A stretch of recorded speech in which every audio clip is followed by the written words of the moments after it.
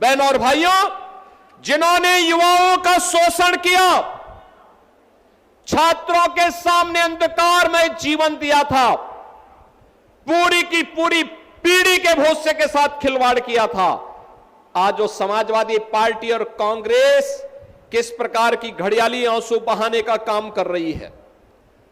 हम आभारी हैं प्रधानमंत्री मोदी जी के प्रति, जिन्होंने छात्रों के भविष्य को देखते हुए पिछले 3 दिनों के अंदर बड़े बड़े निर्णय लिए हैं। उन्होंने कहा था, प्रधानमंत्री मोदी जी ने घोषणा की और केंद्रीय कैबिनेट ने कल निर्णय लिया कि छात्रों के भविष्य के साथ खिलवाड़ करने वाले नकल माफिया को कम से कम 10 वर्ष की सजा और 10 करोड़ रुपए तक की फाइन की व्यवस्था करेगी। कैबिनेट ने पास कर लिया है। अब सोमवार को देश की संसद में यह बिल आने वाला है। मान करके चलिए, माफिया मिट्टी में मिलेंगे, कोई रोक नहीं सकता माफिया को मिट्टी में मिलने से। ये नकल माफिया, ये कांग्रेस और समाजवादी पार्टी की विरासत है। इन्होंने पाला हुआ था, इन्हें यही लोग पालते थे, और आज कैसे फिर सामने आकर के अपना चेहरा दिखा रहे हैं। प्रधानमंत्री जी ने जो घोषणा की है, छात्रों के भविष्य के साथ खिलवाड़ करने की जिसने भी दुस्साहस किया, उसके खिलाफ जितनी सख्त कार्रवाई होगी। नीट की परीक्षा को एक समय सीमा के अंदर करवा करके छात्रों का साल भर खराब न हो, इसके लिए एक समय सीमा पे परिणाम भी दे दिया।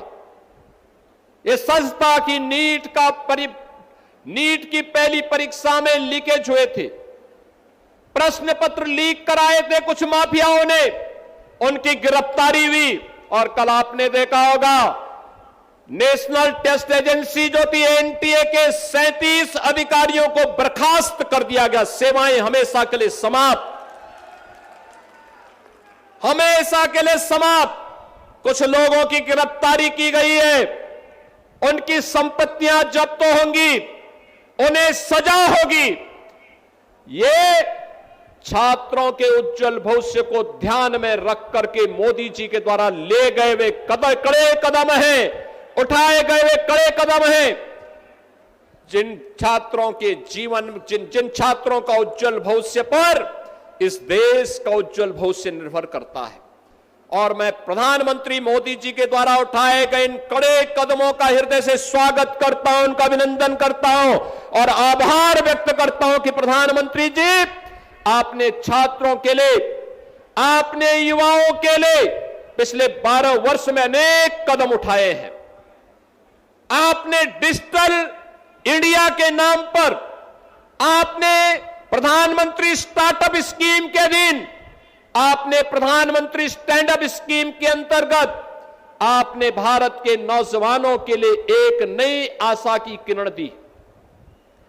आपने देश के अंदर युवाओं के लिए राष्ट्रीय शिक्षा नीति देकर के भारत का नौजवान अब भारत ही नहीं, केवल घिसी पिटी शिक्षा नहीं, बल्कि नए कलेवर के रूप में नई शिक्षा नीति के माध्यम से वैश्विक जगत में अपनी दाग का लोहा मना सकता है, यह व्यवस्था दी।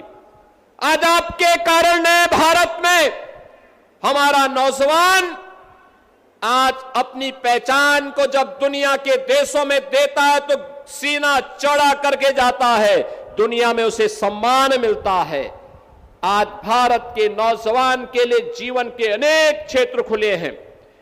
आपने एक वर्ष में 12 लाख सरकारी नौकरी भारत के नौजवानों को दी और 12 वर्ष में देश के अंदर करोड़ों नौजवानों को सरकारी नौकरी देकर के उनके जीवन को उज्जवल भविष्य की ओर अग्रसर किया है।